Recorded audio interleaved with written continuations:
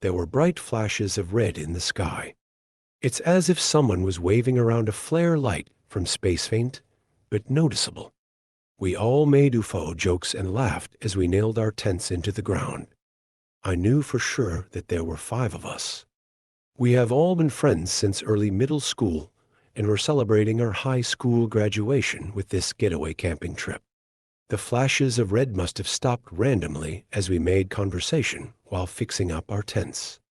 Dave managed to put his tent together the fastest and told us he was going to find some branches for the fire.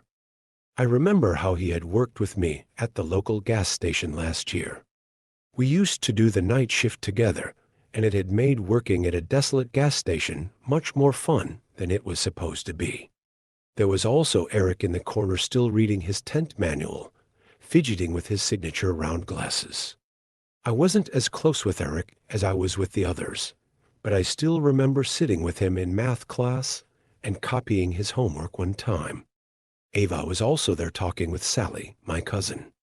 Both had decided to team up and work on one tent at a time. I also have clear memories of them hanging around at school in our usual places. In fact, I even knew Ava's younger brother, as he used to beg to go with us wherever we went. I bring all this up because I'm sure that there were 5 of us including me, and that I knew everyone in the group. So Dave had went to get some branches as we pulled out some foldable chairs and set them up around the fire pit. I remember feeling uneasy as the sun set and darkness began to consume the forest. The shadows of trees elongated around us as the minutes ticked by. Eric went to get a flashlight from his bag while we wondered what was taking Dave so long. He appeared soon after, the harsh rustling sounds of the bushes signifying his return. We were all buried in our chairs at this point, covered by our jackets. The temperature had dropped quickly, and a slight breeze was beginning to pick up. "Geez, you guys weren't even bothered to pull out a chair for me," Dave said as he arranged all the branches in the pit. We had set up 5 chairs around the fire. I tried to rationalize the situation, but no matter how hard I focused, my head felt like it was underwater. I had perfect clarity up until that moment, but when I tried to focus on why 5 chairs were occupied when Dave hadn't sat down yet, my head seemed to just stop working as if something was reaching in and pulling out my thoughts. Instinctually, I felt even more uneasy now, and I had placed why. The whole forest had gone dead silent. I looked around at the faces of the others and could tell that they had felt the same. Eric was fidgeting with his fingers, trying to scan around the group and spot the extra person, but it was futile. I scanned every face, each etched in worry and frowning in frustration, except for, "It's all right. I'll get the chair myself," Dave said, breaking the silence and somewhat alleviating the tension.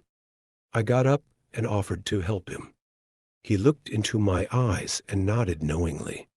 We headed away from the fire pit towards the tents, but I kept my eyes glued on our group. "How many people are here?" I whispered to Dave as he looked around and realized that we had indeed only packed 5 chairs. In fact, every person had brought with them their own chair.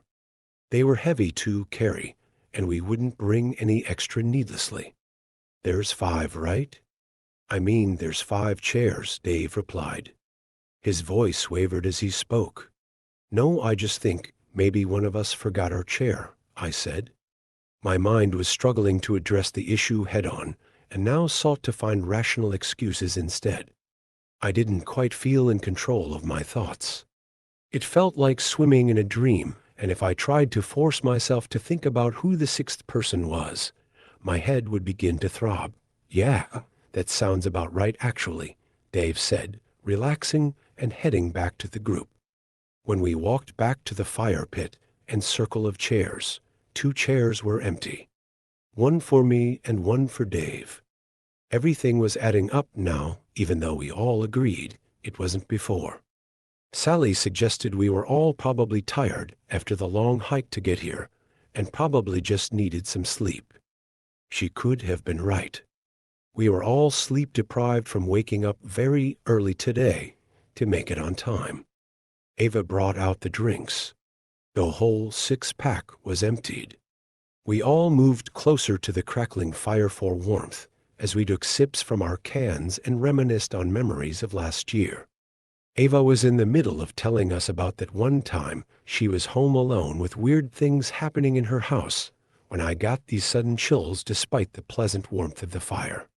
What felt cozy and safe moments ago felt wrong now all because I realized that there was a crucial detail I missed. Who started the fire? I asked, completely interrupting Ava in the middle of her story and breaking everyone else's immersion. Everyone looked momentarily annoyed until they realized they had no answer. Once again, I scanned the faces staring back at me, all barely illuminated by the light from the fire, all familiar and pale from fear. "Wasn't it you, Dave?" Eric asked. Dave shook his head. "I think the person standing behind Jenny did it," Sally said, looking over at me. I whipped my head around so quickly it hurt. My heart was pounding in my ears. There was nothing behind me except for the encompassing darkness of the woods. Staring at those tall, dark trees behind me made me feel exposed. I felt like a lost bird in a vast field. "Wait, I mean." I don't know," Sally said. Her eyes had gone wide, and she was shaking visibly. She continued to look around frantically as Ava moved over to her, placing her hands on her shoulders and trying to calm her down. "I think we should leave this place," Ava stuttered. "Yeah, something just doesn't feel right, but I can't put my finger on it," Dave said, "but it's so dark out in the forest now." "We'd probably get lost if we leave now," someone else said. "Yeah, I think we should stay the night and leave as soon as we can tomorrow," Eric agreed. I tried to protest, but realized Eric was right. The woods harbored an oppressive darkness within which navigation would be near impossible. "Let's not sleep in our separate tents just to be safe," Sally said. We all agreed. We only brought one-person tents with us, but we could squeeze two if we tried. That way no one would be alone at night. Following this conversation, we all got up and made our pairs. I went with Dave and Sally, like always went with Ava. Eric kept complaining that he didn't have a pair, but we reassured him he did. He wouldn't accept it. I feel like at some point, we all realized that there were only 5 of us, and suddenly, we were all huddling up in the middle of the clearing. "Why do we keep thinking there are 6 of us here?" Eric asked. Sweat was dripping down his face despite the cold. We had nearly left him all alone on his own, under the assumption that there was another person. My stomach turned as I squeezed my eyes shut and tried to mentally recap everyone here. My head throbbed, but I kept pushing it. "There's me, Dave, Eric, Ava, Sally, and..." I was pointing at each of them as I said the name. I retched and emptied the contents of my stomach on the ground when I got past Sally. The left side of my head felt like there was a knife stuck in it. My vision was blurry. Dave held me up to stop me from collapsing, and we all wordlessly started to move towards the tents as someone put the fire out. Dave helped me into a tent while the 4 outside discussed what to do. I could only focus on snippets of the conversation as the excruciating pain beating against my skull came and went in waves. Sally had the brilliant idea of arranging 3 tents together, so their openings faced together at right angles in a sort of U shape, so we could sleep as close as possible and also limit the entrance to our tents. Dave was about to go to help as they worked outside, but I clutched his hand and asked him to stay with me. The tents took some time to arrange. I started to feel a bit better once everyone got settled into their tents. A quick head count confirmed there were 5 of us. Eric would have to sleep in his tent alone, but he was more comfortable with it, since all the tents were very close now. Looking back now, I think he was just trying to put a brave face on for us. I regret that moment deeply, letting him sleep in his tent alone. He was always less integrated in our group and knew that none of us would pair with him. Just before going to bed, we all agreed to leave as soon as the sun rose in the morning. I remember taking one last look outside the tent into the forest before trying to fall asleep. The wind had picked up and the tree branches were swaying gently. Beyond our clearing was just pure darkness. It felt like the trees were closing in on me. With the faint moonlight illuminating our clearing, I turned my head to look over at the two tents we had left out and saw someone standing next to them. Despite the circumstances, sleep came quickly and easily. Ava's shrill scream woke me up in the middle of the night. Dave and I ripped our tent door open to find Sally and Ava looking into Eric's tent. We pushed them aside. Eric's sleeping bag was rolled up. He was still inside it, his head in the center, face contorted in utter agony. The rest of his body rolled around it, with the blue fabric now dripping with dark blood. Dave zipped up the door of the tent.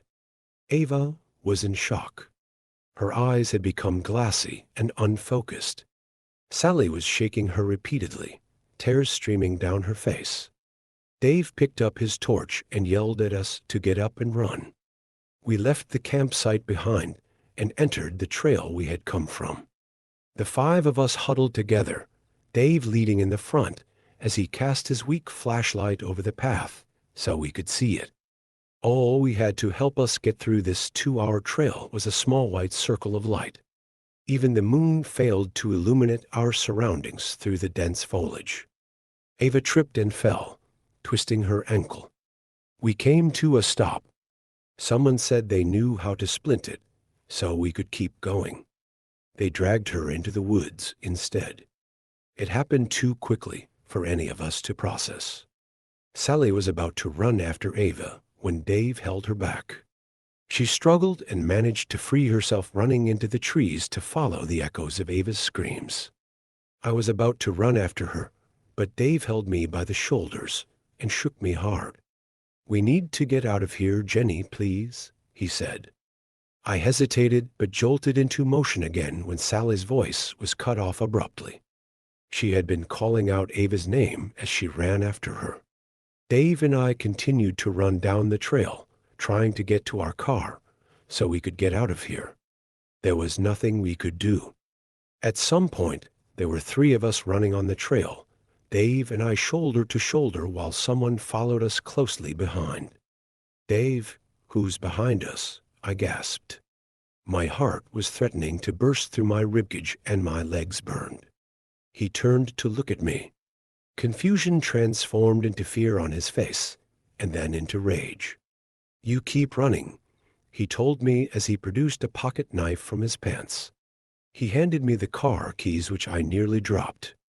Then he turned around suddenly and jumped at whoever was behind us. I continued to run in fear as the sounds of a struggle grew behind me. I tripped and tumbled through the trail for what felt like hours. I didn't allow myself to stop. I almost cried when the trail ended and I walked out into the familiar car park. Not wasting a second, I ran to the car and started it up, accelerating out of that forest and onto the highway within mere seconds. I'm typing this post out at a rest stop. My phone has finally regained service, and I've called 911 to try and explain the situation. I don't think they believe my version of events, but they sent a car my way regardless. As I wait, the sun is finally starting to rise. After I hit the post button on this, I'm going to check why the person in my back seat has been so silent the whole time. Story 2.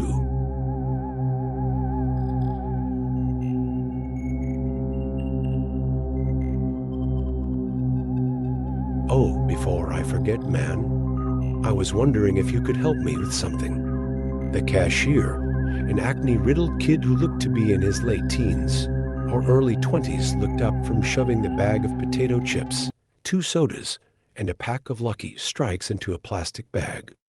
For a moment, he just stood there, seemingly frozen in mid-action. Then he finally answered, "Yeah, what's up, man?" I let out a barely perceptible sigh. I'd been half afraid that I would be told to take a long walk off a short pier, to put it politely. Feeling relieved, I reached into my back pocket for what was there. You see, I seem to have, well, sort of gotten lost out here. I decided to take a late-night drive and ended up getting turned around on all these two-lane back roads. I unfolded the map and set it on the counter so he and I could both see it before continuing. "So, I was hoping you could point out on here roughly where we are, and more importantly, the way to get back to the main road." There was another long stretch of silence, and then the kid began to laugh, softly at first, and then louder. "Dude, a paper map?" he managed out between wheezes. "Are you for real? What year do you think this is? 1993. For my part, I simply let out a resigned sigh. I'd had a bad feeling I would be getting this sort of reaction from someone his age, and it looked like I'd been proven correct. Can't say I didn't see it coming. He wiped tears from the corners of his eyes and looked at me. "Seriously, bro, don't you have GPS in your car or something?" he asked. Immediately, I hooked a thumb over my shoulder, pointing out the glass entry door at the beige sedan sitting at the gas pumps. "Not in a Honda Accord from 1979, I replied simply. As he looked behind me out the door, I could see he wanted to make another quip, probably something about how I should buy a newer car or something. Thankfully, though, he kept it to himself. Instead, he leaned over the map and, still chuckling softly to himself, began looking at it. A few moments later, he snapped his fingers. "Ha! I still got it," he said proudly, then pushed his finger down near the middle of the map and looked up at me. "We're right about here, roughly 6 or 7 miles outside Placer." I leaned over the counter to see as he drew his finger away. "Here," he nodded, and I pulled a pen out of my pocket, circling the area as a reminder once I left, then examined the map further. "Okay, so it seems I could take more than a few roads to get back to Interstate 5, right?" The kid nodded again, clearly already bored with the unusual interaction by the slightly annoyed look which had begun to cross his face. "Sure," he said simply, then placed my bagged items on top of the map.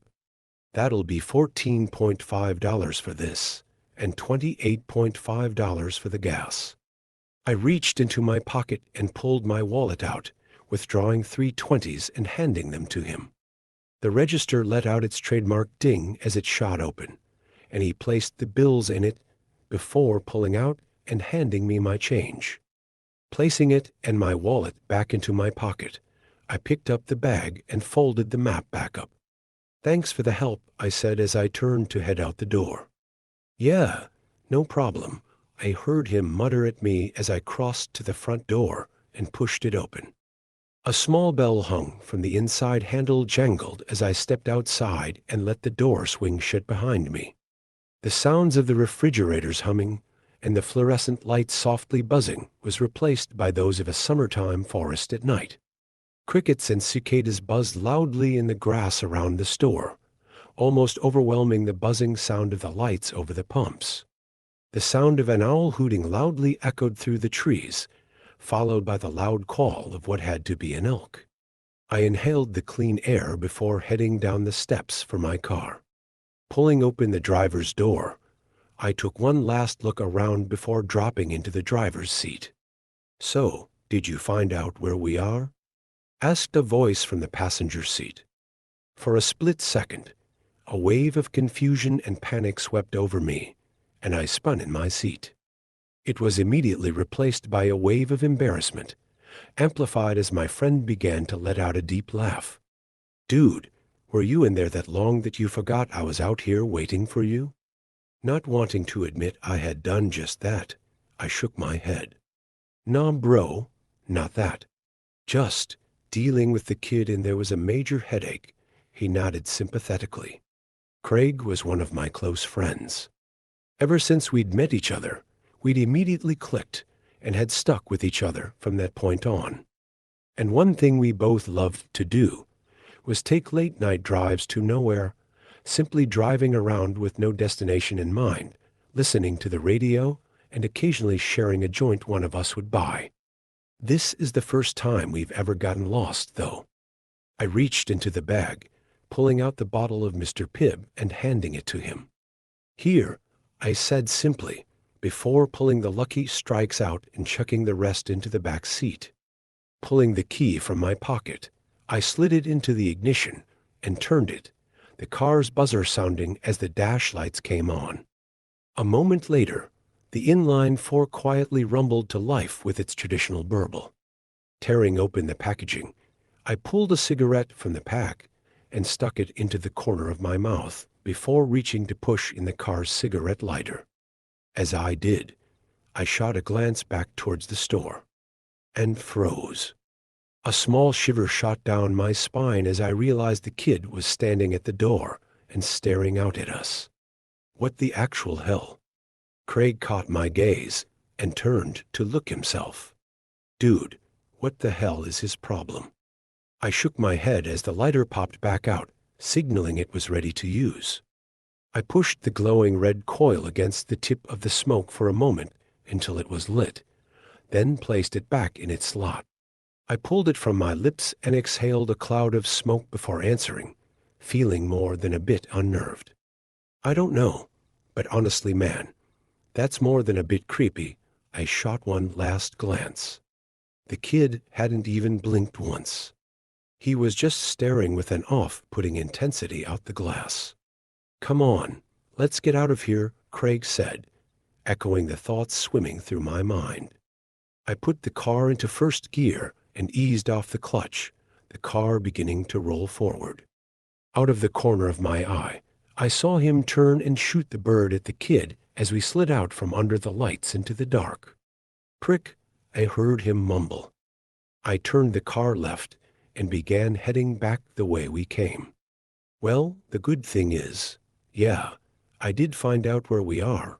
I pulled the map from my pocket and handed it to my friend. I heard him fumbling for a moment, and then a small flashlight clicked on as he aimed it at the map. "Dude, how did we make it almost as far east as Placer?" he asked with a slightly astonished tone. "Longer drive than normal, I guess," I answered, rolling down my window to flick the ashes from my smokeout. I shot a glance at the analog clock on the dashboard. 2:45 it read. I let out a small sigh. Great, Vanessa is likely worrying up a storm about us right now. Me especially. Ever since we'd started dating 5 years ago, my girlfriend had always been rather apprehensive about my habit of taking long, late-night drives when I couldn't sleep. She always feared I'd get into an accident, either with another car, wrap my Honda around a tree, or hit an animal. Most of the time, I'd come home to find her sitting up waiting for me, worry clearly etched into her beautiful sapphire eyes. I bit my lip slightly. "Hey, you think I should text Vanessa and let her know we're okay?" I asked Craig. I heard him let out a snort. "Honestly, bro? No, I know the woman loves you to death, and I'm happy she cares so much, but she's got to learn you know what you're doing. Plus, you two need your space. It's not healthy how much time you two spend together." I flicked the remnants of the cigarette out the window and let out a snort of my own. "It's called being in love, dude. You should try it sometime," I joked, causing him to let out a laugh. "No, thanks. I enjoy being single too much." Shaking my head, I stared out the windshield as the headlights guided our way. I felt a slight sense of unease creep up on me as I watched the two-lane road stretch out before us, the moon in the sky almost completely blocked by the trees over our heads. I hadn't seen another car on the road for 2 hours at least. "Well, what did you expect, Derek? You drove into the boonies, There's only ghost towns out here. Why don't you try driving all the way to Idaho next time?" Shaking my thoughts away, I fumbled in the center console for a moment before pulling out a mixtape. A bit of music would help me feel better. I pushed it into the car's cassette player and hit play. A moment later, the pounding bass and synths of Dance with the Dead's That House began blasting from the speakers. Craig let out a whoop of excitement. "Dude, yes. That's the kind of tunes we need for a drive like this." He rolled down the passenger window, sticking his head out the window to whoop and holler into the night. I shook my head, unable to keep from grinning at his antics. Friggin' goofball. The playful mood helped settle my mind, and I felt myself relax into the seat, the tension flowing out of my body and out the window. For a few minutes, that's how things went. The road stretching out ahead of us, and then disappearing into the blackness behind us, the music blasting out from the radio, and the soft roar of the engine in the background. I shot another look at the backlit clock. Now it read 5 minutes to 3. We should be at the highway in a minute. The thought released the last wisps of tension in my body, and fumbled into the back seat for the bag, catching it with the tips of my fingers. I pulled my bottle of soda from it, and holding the bottle to the steering wheel, cracked the cap. I lifted it to my lips and took a swig, taking my eyes off the road for a split second to tilt my head back. I looked back at the road, and nearly spit it all out onto the windshield. In the second I'd stopped looking, a figure had stepped out onto the road. "Fucking hell!" I shouted, jamming my feet on the brake and clutch as hard as I could. The rear wheels of the car locked up, and the ear-piercing sound of squealing tires filled the cabin. To my horror, the tail end of the car began sliding out. Oh, hell, no. For a few seconds, the world around us became a blur of shapes and colors, and I feared at any moment we'd smash into a tree or begin rolling. Thankfully, the car finally came to a stop with a screech of protest from the suspension. We were facing back the way we'd come. I could tell from the black lines on the road which had once been the rubber of my tires. I gripped the steering wheel with almost a death grip, my heart furiously pounding in my chest. My breaths came in short, ragged gasps. There was no movement in the car for a few seconds before Craig reached forward and snapped the music off. "Dude, what the fuck?" he shouted at me, his face looking as pale as mine must be. I didn't say a word to him. Instead, I pulled up on the handbrake, ripped off my seatbelt, and practically kicked the door open. Stepping out onto the pavement, I stepped to the front of the car on unsteady legs until I was squarely in between the headlight beams.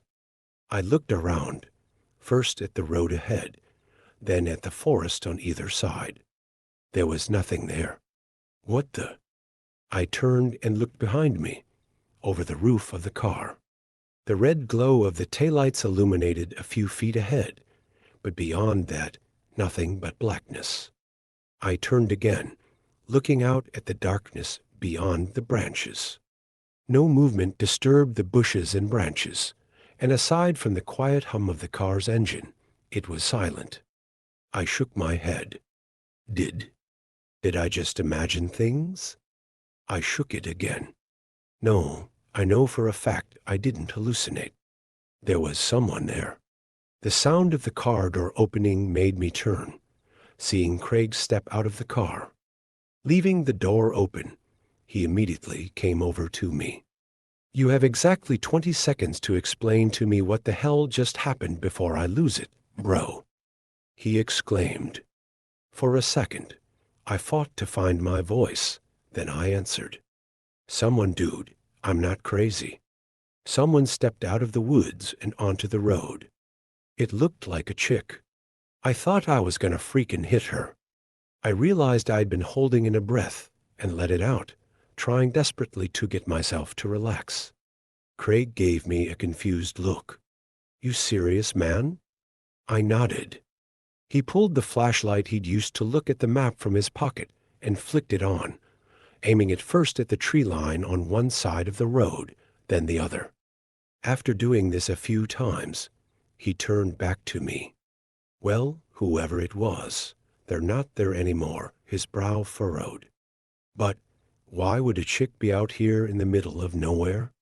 He muttered, more to himself than me. I still answered, I don't know, man. It's freakin' Josephine County. For as many good people live out here, there's also a bunch of weirdos. I heard my friend let out a snort of laughter and reply, but something had caught my attention. A feeling which had slammed into me with all the weight of a Peterbilt. The feeling of eyes boring into the back of my skull. I spun around, looking back towards the car and seeing nothing there. But the feeling remained, and I didn't like it one bit. Especially when the feeling came again, this time from the direction I'd just been facing a moment ago. Realization dawned on me, and I felt a shiver shoot up my spine, along with the flicker of fear. Oh, shit, I whispered. Craig turned to look at me. What? He asked, seeing the look on my face. He repeated. What? I looked up at him, speaking with a bit of a weak voice. Let's get back in the car, right now. He didn't argue, thankfully. He was already moving for the open passenger door, and I matched his pace as the feeling of being watched intensified, as if someone were rapidly approaching from the woods. Oh, hell. I broke, first into a run, then a full-out sprint for the last 10 feet, tearing at the door handle and practically launching myself into the driver's seat. Slamming the door closed behind me, I jammed down on the door lock, seeing Craig do the same. He turned to me, his face hidden in the dark, but his voice giving a perfect mental image of it. What the hell was that, man? The tone of it gave away the fact he'd felt, even for the briefest of moments, the same feeling of dread and fear I'd had. You remember those videos of people driving on empty roads in the middle of the night, only to have someone step into the road and get them to stop? I asked. A sharp intake of breath came from the passenger seat before he answered, finishing my thought. And then a bunch of people spring out of the woods, trying to ambush them. Oh, hell no. My thoughts exactly. Time to friggin' leave. I released the parking brake, pulling on my seatbelt and jamming the car into first gear. The tires chirped as I hit the gas, and a moment later, we were accelerating away. As we did, the feeling of being watched rapidly fell away to nothing, and I allowed myself to let out a relieved sigh. We drove in silence for another few minutes before I finally spoke again. I think we're in the clear, man. Craig let out a soft laugh. Thank fuck for that, I nodded, then reached for the soda which had fallen, wedging itself by the parking brake. Snatching it up, I uncapped it and took another swig, the still cool liquid feeling amazing going down my throat. Recapping and dropping it behind me into the back seat, I let a laugh of my own. I don't mean to be a Debbie Downer, Craig, but I think after this, I may take a bit of a break from late-night drives for a bit. This just got under my skin too much. For a few moments, longer than I thought, there was nothing, and then he answered. As much as that sucks, bro, I can understand. No problem at all. I thought I could detect a small tone of sadness in his voice, along with something else I couldn't place. But then I heard him sit up straight. Hey, Jake, he asked, a bit of a concerned tone now etched into it. Yeah, I heard him draw another breath. Shouldn't we be to the highway by now? Or at least see the lights of passing cars? I hadn't been fully concentrating on anything except the next stretch of road in my headlights, but at his words, I jerked my head to look beyond them. What the actual hell? He was right. The lights of cars and trucks flashing by on the freeway should be visible through the dark. I clearly remembered looking in my side view mirror as we'd turned onto the road from the highway, seeing the ever-present white and red glow zipping by both ways at close to the same distance we were now. That wasn't the case anymore. All I could see in front of us was darkness. Darkness and the woods on either side of the road. For a moment, I lifted my foot off the accelerator, letting the car slow down a little as my brain whirred. He's gotta be mistaken. Hell, I've gotta be mistaken. We just haven't gotten close enough to the highway yet. You know these old roads, Derek. They often end up longer than they first look. Feeling somewhat relieved by the thought, I said it out loud to Craig. He nodded, but I could tell he wasn't completely convinced. And for that matter, as much as I repeated it mentally to myself, I couldn't completely convince myself either. It was as if seeing the woman's step in the road had shaken me more than I'd first thought. Pushing back down on the gas, I shifted into fourth gear and watched the speedometer flirt with 55 miles an hour. For a few minutes more, neither one of us saw anything as we drove in silence. And then Craig let out a cry. There, a light. For a moment, a surge of hope welled up inside me, and I craned over the steering wheel, looking to see the highway. It was dashed as I saw it was only a streetlight, standing solitary guard on the side of the road like a sentry. Beneath it stood an old, worn sign which seemed to have been shot at many times with both BB pellets and actual bullets. I slowed the car some as it came towards us, so I could read it, and felt a wave of confusion fall over me. Golden 2 miles. The fuck?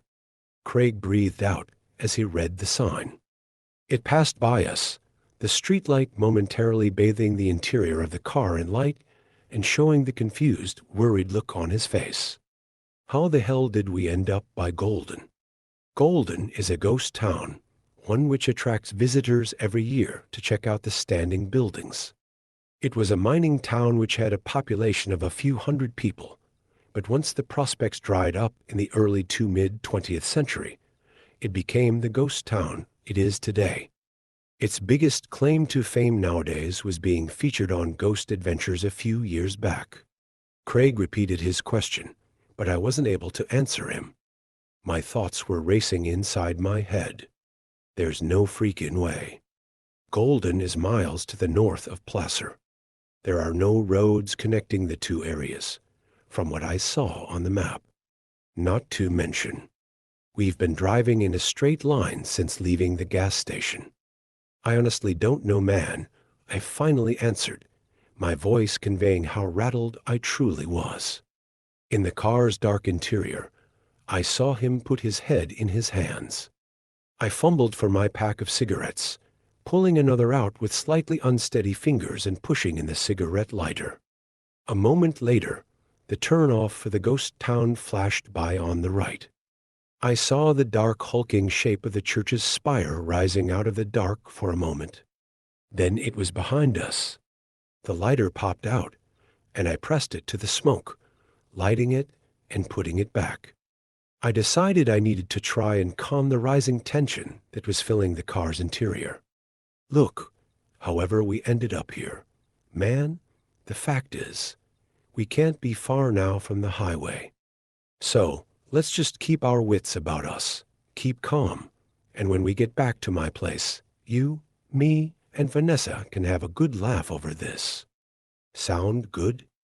I heard my friend take a deep breath, then let it out in a whoosh. Okay, yeah, that sounds like a plan. He let out a soft laugh, and I felt him pat my shoulder. Thanks, Derek. You are seriously a good friend. Glad I've got you, I nodded, then realized he may not be able to see it in the dark.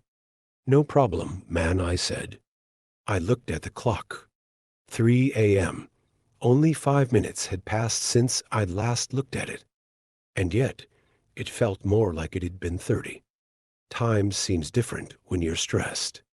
For a few minutes, there was only darkness. And then, a light appeared in the distance. Ha! There we go, I exclaimed. I waited to see the sign for the on-ramp appear, and felt a shiver shoot up my spine as the sign for Golden flew by again. That's wha. Craig didn't say anything, but I felt him stiffen in the passenger seat, showing he'd seen it as well. As the streetlight and sign disappeared behind us, a feeling began to creep up on me. Another shiver shot up my spine as I realized that it was the same feeling I'd had when we'd gotten out of the car.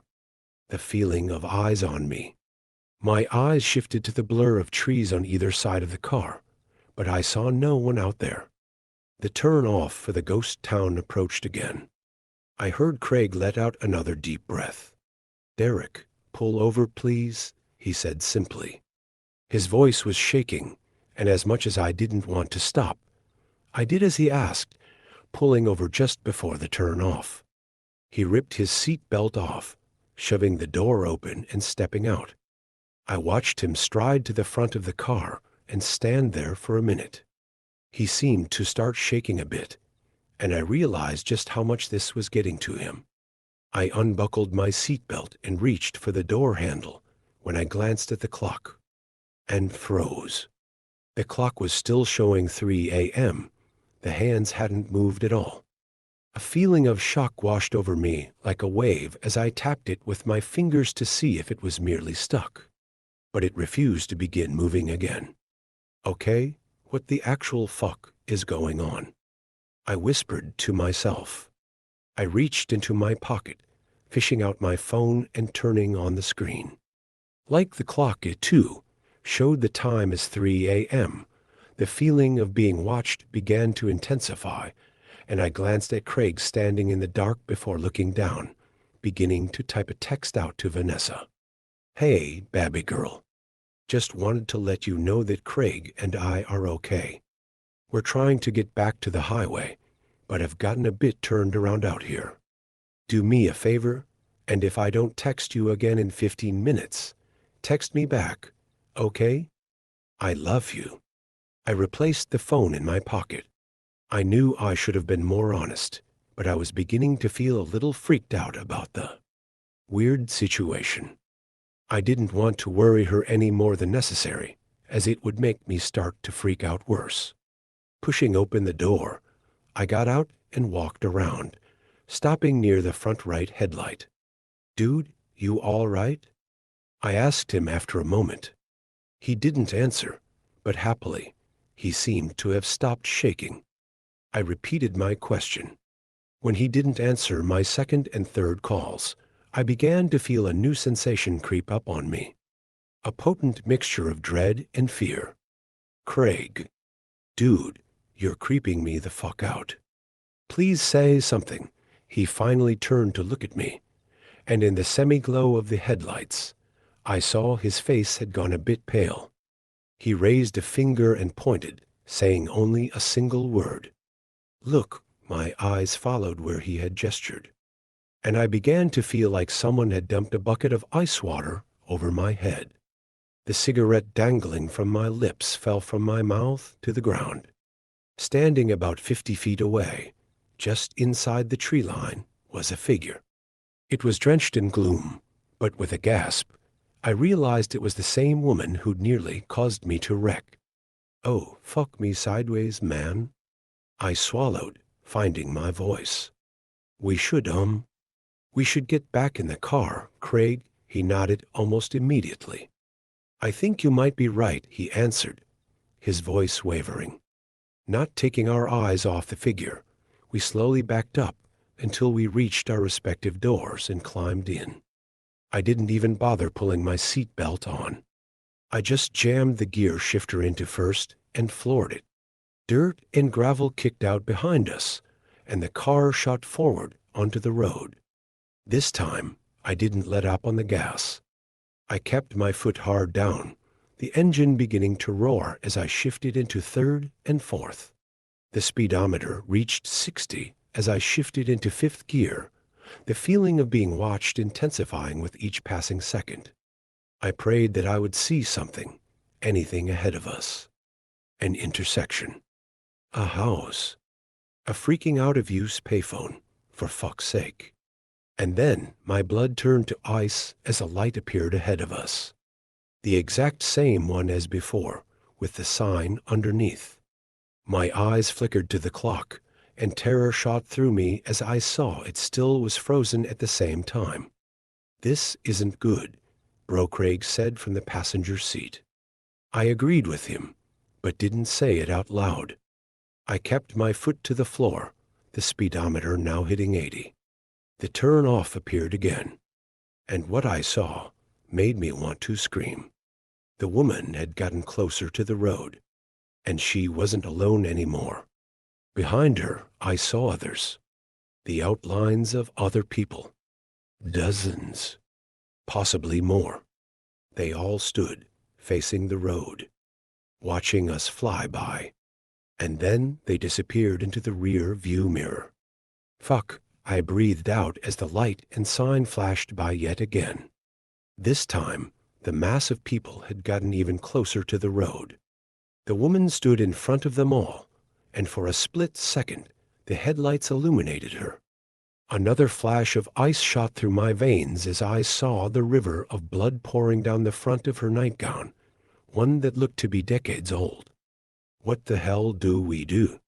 Craig asked me, his voice steady, yet filled with fear, the same I felt.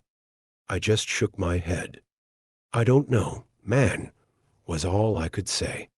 The streetlight began to appear again when I felt my phone vibrate in my pocket, causing me to nearly slam on the brakes in surprise.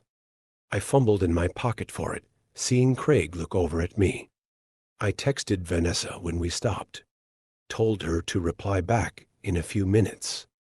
"Now, I think I'm going to tell her to call the cops or something." He didn't reply, instead turning to look out the windshield at the approaching light. Flicking my eyes from the phone screen to the road and back, I forced myself to not look at the turn-off as we zoomed past the light. I didn't want to see how close those ghosts, demons, whatever they were, had gotten to the road.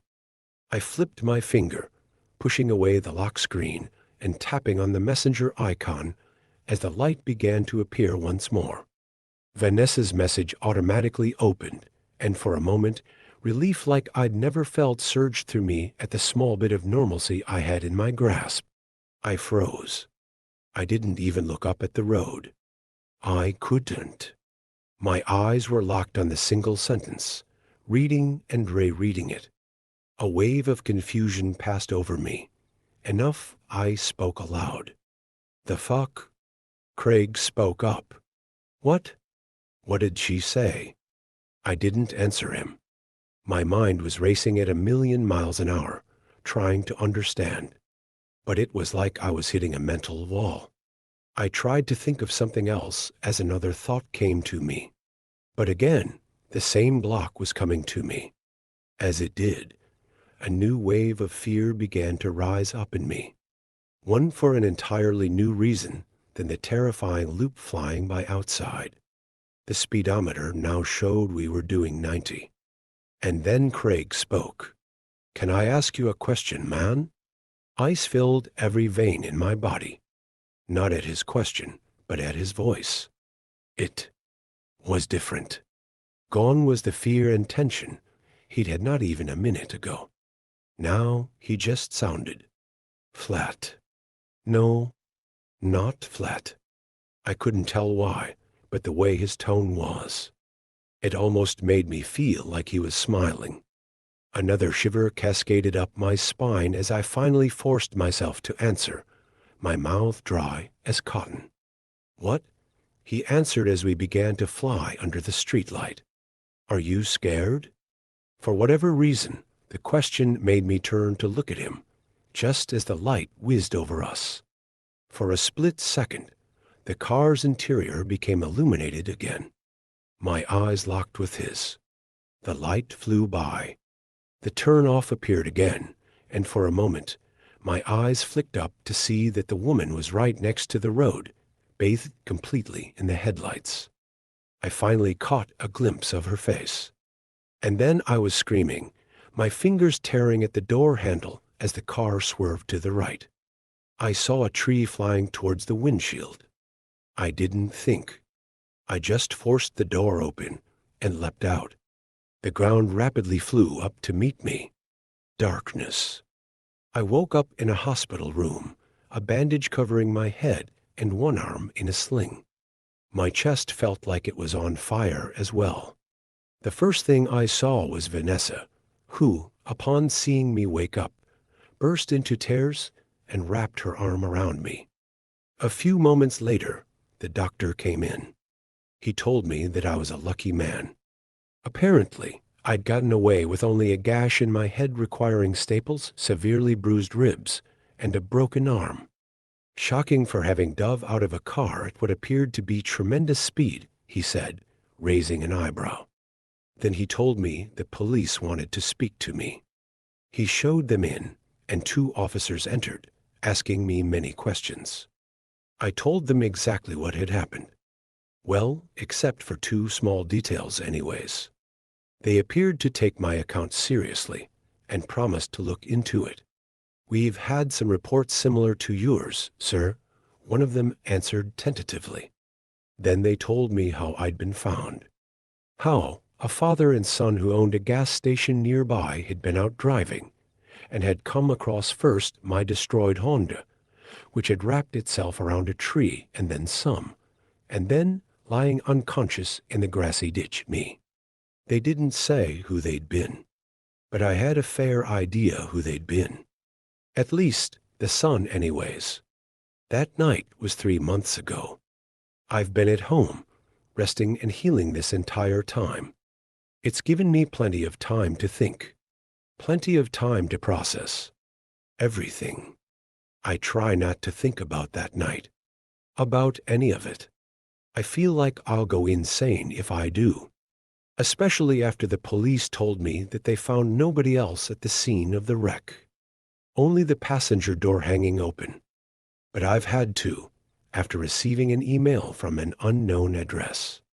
One claiming to be the son, the kid I saw in the gas station that night. He told me things. Things that his father told him he'd seen for years, that he didn't believe at all. Until that night, when he looked out the door at my car. That's when he'd frantically called his father. As I type this out, I feel myself begin to violently shake, remembering the woman's face, indeed a ghost, as it flashed in the headlights. The look of horror plastered there as she frantically waved at me to get my attention. The same look the others must have had. Remembering turning to look at Craig as the light flickered over, and seeing the smile on his face. A smile wider than any human being's could possibly be, filled with shark-like teeth as black eyes stared hungrily at me. The same shark-like smile the kid told me he'd been flashed as I'd pulled away. But mostly, I remember the single line of text Vanessa sent me. What caused me to rack my brain, trying frantically to recall my friendship with the figure sitting opposite me, and horror filling me as I realized I couldn't think of one single memory.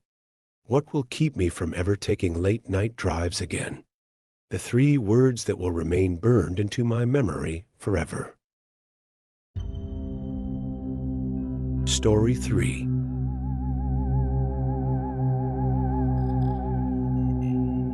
It all started after we saw the comedy film called Tag in 2018. For those of you who are unaware, it's based on a real story about a group of friends who played an endless version of the children's game.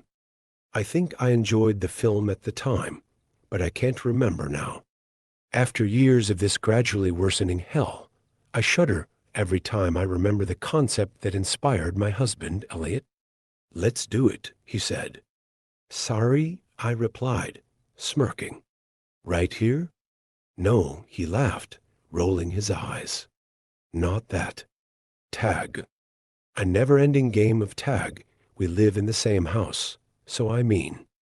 It probably wouldn't be as thrilling as the film," I said. "We just end up sitting on the sofa, constantly tagging each other in a back-and-forth slapping match." Elliot pondered on my point, tapping his lips thoughtfully. He was always a passionate person once he became hyper-fixated on something. It was hard to deter him, and I loved watching his face scrunch up as the cognitive cogs whirred away. But this time, my amusement at his fixation would be short-lived. "Okay," Elliot eventually said, as we hopped into the car. "We could make the game interesting. Only one person can be tagged per day. The game pauses until midnight, at which point whoever's it can tag the other." I laughed. "Midnight? Well, I think we both know that the tagging's going to happen when we're both in bed, don't we?" My husband smiled. It wasn't an unpleasant smile to my eyes, but everything seems different in retrospect. "Who's saying I'd still be lying next to you?" he said. Even then, when I still thought his suggestion to be light-hearted, the way he said that sentence set my hairs on end. "No, we're not going to be an old married couple with separate beds. Why don't we make the starting point 6 p.m.? I asked. "Okay. Wanna begin?" "Sure," I said. "Who's it first?" "You," Elliot replied. "I'll be a gentleman and tag." "You're it." I squealed, laughing as I tapped his shoulder playfully. Elliot smiled, keeping his eyes fixed on the road ahead. "And it's 8 p.m. I guess I'll have to wait until tomorrow to get you back. You're going to be so easy to catch." And the next day, he proved that. At 6 p.m., on the dot, my husband silently emerged from a hiding spot behind the sofa and tagged me. I yelped, clutching my pounding chest. "I didn't even hear you come home." "I didn't go to the office today," Elliot giggled. "I've been hiding there for hours. When I arrived home the next day, I waited for my husband to walk through the door so I could have my revenge." 6 p.m. came and went. At 7 p.m., I texted Elliot to ask when he'd be home. He responded that he was sleeping at the office to avoid being tagged. And when he didn't show up the day after, I told him that tag might cost us our relationship if I were never to see him again. His response infuriated me. "Nice try. Ultimatums won't work." I don't want to be it. When I told him that he'd better come home, his response sparked a ripple of shivers across my body. "Oh, but I am home, darling. You just haven't seen me yet." Then I heard a slightest creak from the cupboard beneath the sink. When I opened the double doors, there was my husband. And ordinarily that would have been a funny sight, wouldn't it? Just a game of tag that had reached dizzying heights of ridiculousness. But you didn't see his face. That wasn't Elliot. Not my Elliot. Bulging, unblinking, bloodshot eyes. Unhinged smile, frothing at the lips. That giggle. Ever since he suggested we play tag, the man I knew was gone. Throughout lockdown, given that we were living in such close quarters, the game did become slightly easier, but Elliot lost a piece of himself with every passing day. I tried to get him to hyperfixate on something else. No use. Still, whenever one of us had been tagged and the game paused, my husband returned to his normal self. That was when I decided I was going to stop playing. It was the only way to get him back. So, Elliot tagged me, and I didn't return the tag on the following day. For months, things returned to normal. But then, one day, at a local restaurant, he brought up the topic again. "Lisa," Elliot started. "What?" I asked. "I'm right in front of you," he said. "Why won't you tag me?" I sighed. "You're making me uncomfortable, Elliot." "You weren't yourself when you were it." A fleeting glint in his eye sent a weighty lump of fear cascading to the pit of my stomach. It was a glimmer of cruelty that had been burgeoning beneath the surface of his cold, unfeeling eyes for 3 years. The look that I'd hoped would go away if I were to stop playing his haunted game. The true horror had yet to begin. "This won't do at all, Lisa," he whispered in a voice hardly his own. "I've been patient. I thought you were planning the ultimate move. I'm going to have to make a new rule. When someone is it, they must make an effort to tag the other player. Otherwise, the other player becomes it, I scoffed. Look, I'd happily play the game if you could be normal about it, Elliot smiled. Of course. I won't take it too seriously. It's fun, Lisa. That's why I want to play. This was a little over a year ago, and it was anything but fun after that. I couldn't decide whether I feared hunting Elliot or being hunted by him. On one hand, the thought of Elliot lurking around any corner in my home filled me with an unyielding sense of horror.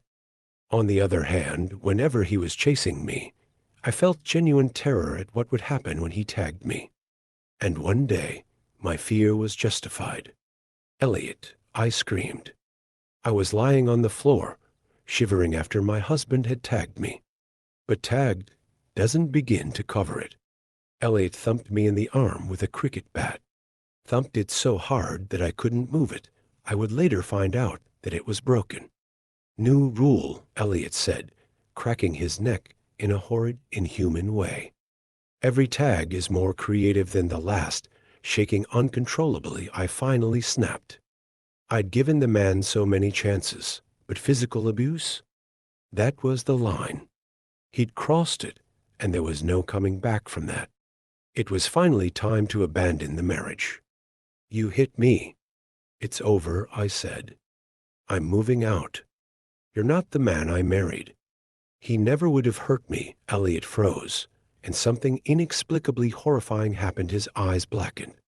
The newly darkened pupils merged with the whites of his eyes. Do you think the game ends if we end?